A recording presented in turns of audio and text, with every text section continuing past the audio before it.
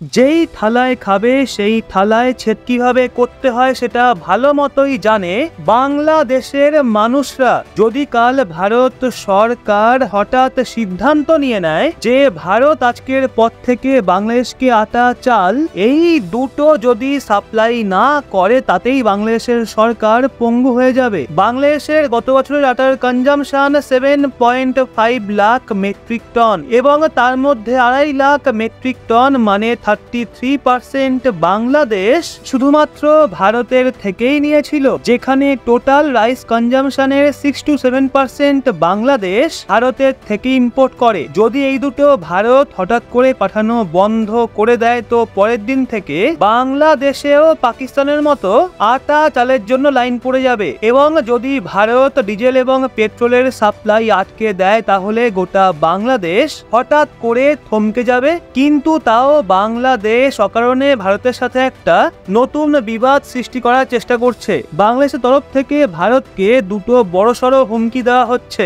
সর্বপ্রথম বাংলাদেশের জামাতি ইসলামী কট্টরপন্থী সংগঠনের দাবির ব্যাপারে কথা বলি। জামাতি ইসলামী দাবি জানিয়েছে বাংলাদেশের যে ন্যাশনাল অ্যানথাম বা জাতীয় সঙ্গীত রয়েছে সেটাকে বদলানোর, সেই সাথে বাংলাদেশের যে সংবিধান রয়েছে সেটাকেও বদলে ফেলতে চায় তারা। সারিয়া আইনের ওপর ভিত্তি করে তৈরি একটা নতুন সংবিধান বাংলাদেশে লাগু করতে চায়। জামাতি ইসলামী অভিযোগ তুলেছে বাংলাদেশের যে জাতীয় সঙ্গীত এবং সংবিধান রয়েছে সেটা ভারত বাংলাদেশের ওপর চাপিয়ে দিয়েছিল। 1971 সালের যুদ্ধের পর ভারতের প্রেসারের জন্যই এই জাতীয় সঙ্গীত এবং সংবিধান বাংলাদেশে তখনকার সরকার বেছে নিয়েছিল।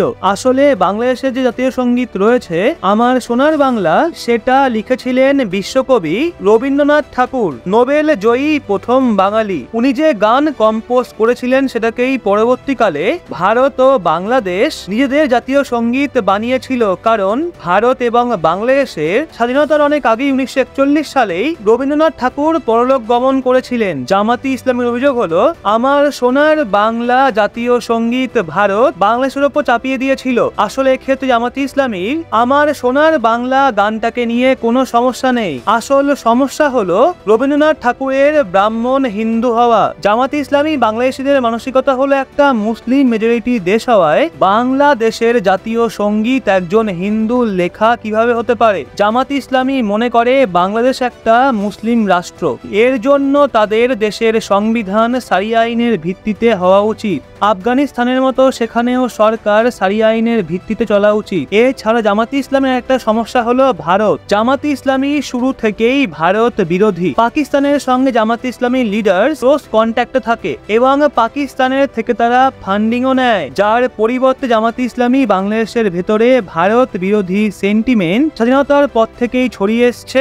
এই 2-3 বছর আগেই 2021 সালে বাংলাদেশের স্বাধীনতার 50 বছর পূর্ণ হয়। আর 50 বছর পূর্তি উদযাপন করার জন্য শেখ হাসিনার সরকার ওই সময় নরেন্দ্র মোদীকে ইনভাইট করেছিলেন, কিন্তু ওই সময়ও বাংলাদেশের ভেতরে প্রধানমন্ত্রী মোদীর বিরোধিতায় ওখানে মারাত্মক হিংসাত্মক আন্দোলন চলেছিল। বিরোধিতা তো ভিজিট করার আগে থেকেই শুরু হয়ে গেছিল, কিন্তু জামাত ইসলামী সংগঠন হিফাজতে ইসলামী কট্টরপন্থী সংগঠনের সাথে মিলে কোঅর্ডিনেট করে প্রোটেস্ট ততক্ষণ জারি রেখেছিল যতক্ষণ প্রধানমন্ত্রী মোদী ওই যাত্রাকালে বাংলাদেশে উপস্থিত ছিলেন। ভারত বিরোধী প্রোটেস্ট এতটাই ভায়োলেন্ট হয়ে গেছিল যে এই প্রোটেস্টে বাংলাদেশের 13 জন মানুষের প্রাণ চলে গেছিল আর 40 থেকে 50 জন আহত হয়েছিল।